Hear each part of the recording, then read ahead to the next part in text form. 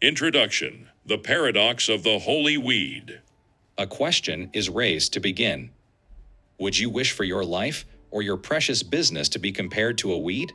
Likely not. A symbol that is dignified like a cedar or as grand as a majestic tree is preferred by everyone. Within the ancient Middle Eastern imagination, great empires or kings were often likened to the massive cedars of Lebanon towering into the sky. However, the fixed ideas of people were broken by Jesus when the image of a lowly mustard plant was brought forth as a symbol of the kingdom of God. The symbols of power and dignity worshipped by the world were rejected by Jesus. Instead, the smallest and most insignificant beginning was chosen. It is suggested through this that the kingdom of God does not begin in the grand ways expected by humans, but starts from the lowest places where no one takes notice. In fact, modern people, including Christians, are often captivated only by things that are large and great. Everything is attempted to be judged by the worldly values of success. Because of this mindset, the true meaning of the parables spoken by Jesus is often failed to be grasped. The parable of the mustard seed must not be seen merely as a message of growth where something small becomes large. Within this, a subversive perspective on the kingdom of God that we have been missing is hidden. Historical truth: the idiomatic meaning of the smallest seed. Scientific errors are often pointed out regarding the part where the mustard seed is described as smaller than all other seeds. However, according to the research of Joachim Jeremias, it is realized that this was not a matter of biological precision, but a proverbial expression used in Jewish society at the time. The mustard seed was used by the Jews as a rhetorical tool to symbolize the smallest of things. The idiom "as small as a mustard seed" was conventionally used by rabbis when referring to a minute bloodstain or a tiny impure contamination. A botany lecture was not being given by Jesus. Instead, the everyday language of the time, which could be immediately understood by the audience as something most insignificant and minute, was brought into use. This historical background declares the fact that the kingdom of God does not exist within high philosophical ideals, but begins in the lowest routines of actual life. A provocative question is posed by this insight. If the kingdom of God begins not in radiant glory, but in the most insignificant things seen by our eyes, how would we be able to recognize it? The audience of Jesus' time expected the kingdom of God to arrive as majestically and grandly as the cedars of Lebanon. However, the image of the cedar was intentionally rejected by Jesus, and in its place, the mustard plant, a troublesome weed of the field, was positioned. The kingdom of God is found not in noble temples or magnificent empires, but in a seed as tiny as dust caught on a farmer's fingertip. It has already begun in the most minute moments of life that no one notices. The aesthetics of suffering: flavor completed through crushing. The true mystery of the mustard seed is found not merely in its smallness, but in its character. No flavor is produced by the mustard seed itself.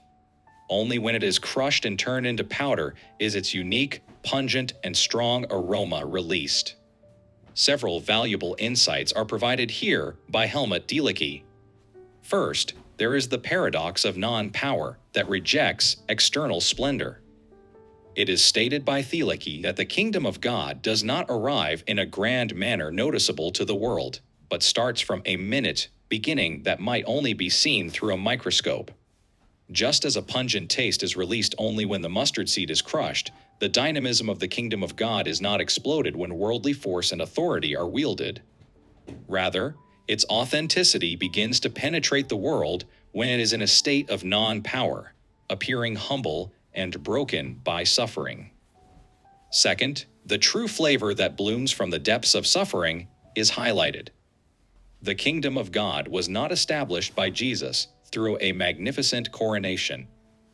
Instead, it was achieved through the agonizing suffering of the cross.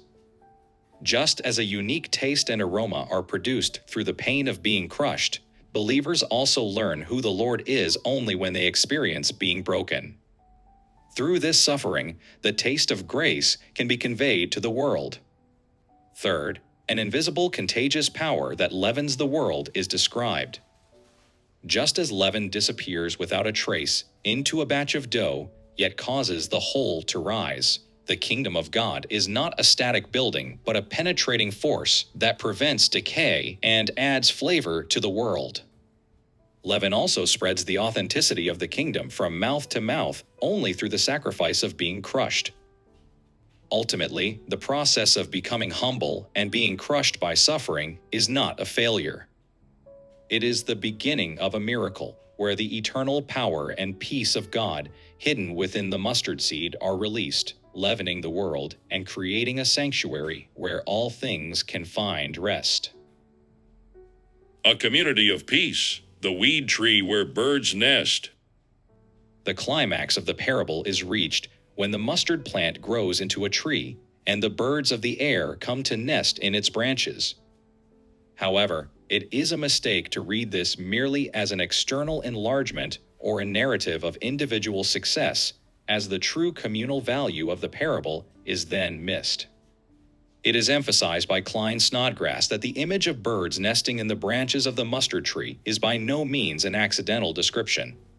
In the Old Testament, a great tree and the birds nesting in its branches symbolized the provision of a sanctuary for the nations and the Gentiles.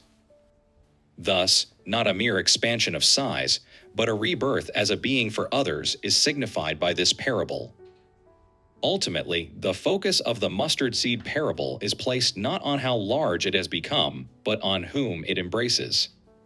This is not a story of success where individual influence becomes bloated. It is a promise of a grand kingdom of God community where those rejected by the world find rest.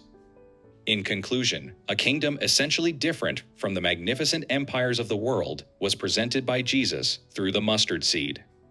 It is a paradoxical community of peace that starts from the lowest place and embraces the most marginalized.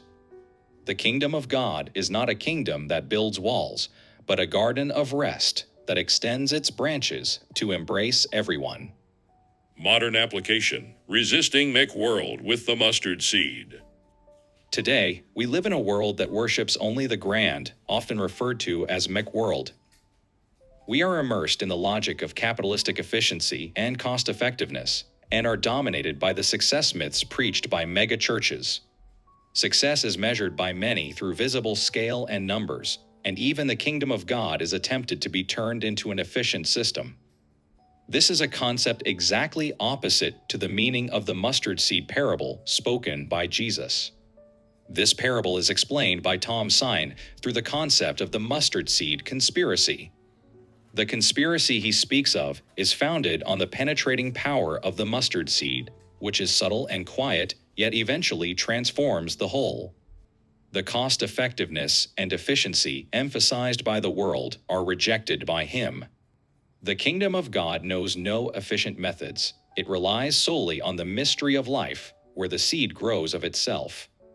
To equate the growth of external scale with spiritual fruit is merely a clever disguise of worldly success. The true kingdom of God arrives not through magnificent display, but in a way that vanishes and seeps in, like leaven or a crushed mustard seed. The secrets of the kingdom of God are not found within large-scale rallies or grand media promotions. They are activated only when a life of canceling the debts of neighbors and giving freely is practiced in everyday life.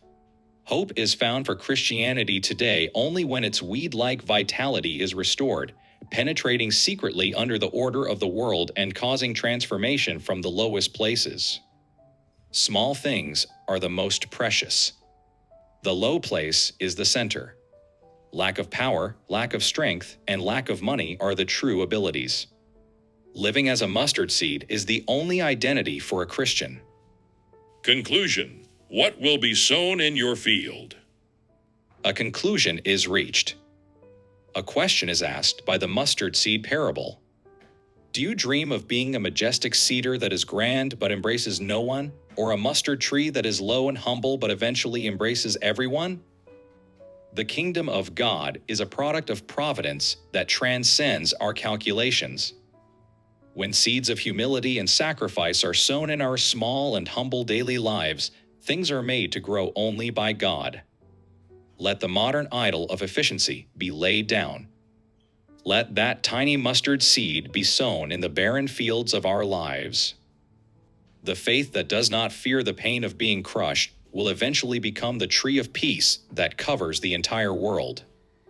The decision made in response to this question will restore spiritual vision and become the key that opens the secrets of the kingdom of God.